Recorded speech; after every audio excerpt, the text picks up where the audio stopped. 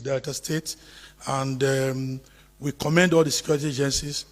But a fortunate thing happened last week that people who doesn't know, have knowledge, start talking.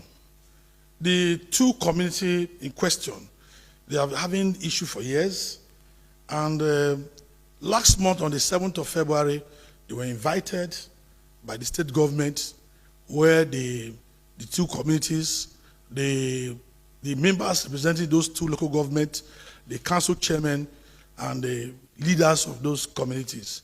And they agreed to work together, and they signed peace accord.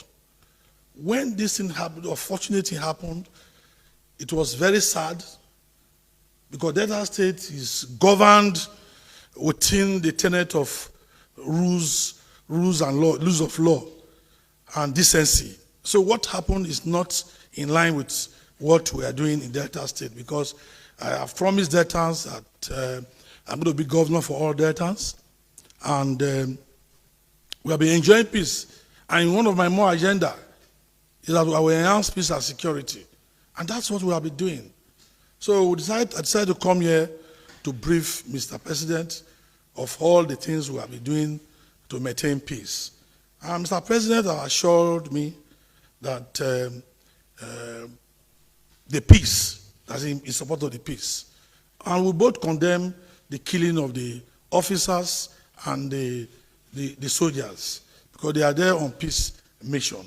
And what is happening now is something that we did not bargain for. But we want to assure everybody that there will be no more attack on the villages. If there's anyone that has happened in the past, there will be no attack. But we know that those who are culpable will be brought to book. But innocent citizens will not be attacked. Well, first and foremost, the community people, the place has been deserted. So the issue was whether you've been able to see the community leaders. No. I've not been able to. So we only gotten full briefing from the army, and we're on it, because this week the National Council are going to meet and discuss. I'm going to invite stakeholders. We're on top of it. You know, when something happens like this, it's always easy to manage the tension. Yesterday, I was in that local government. I was in Bomadi yesterday for a security meeting to get full details and briefing. So some of those issues are security issues that you can't say publicly. That's the truth. And we're managing the situation. So the issue of whether a place has been burned down or people have been killed, it has happened. But the way forward, what is the way forward? The way forward are two ways. The people that have been killed, the officers and soldiers, we must see how we can find succor for this family and all, and giving the befitting burial. And also the community, anything that has happened in the community in the past will not happen again. We assure them, but the people who are culpable will be brought to book.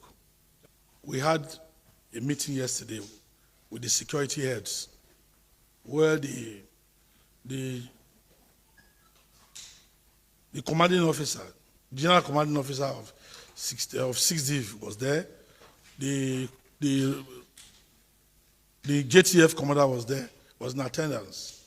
We've all agreed. All the security agencies are putting heads together. We're on the same page to fish out the real culprit, because innocent people will not suffer from it. And they have assured that no innocent person will be victimized.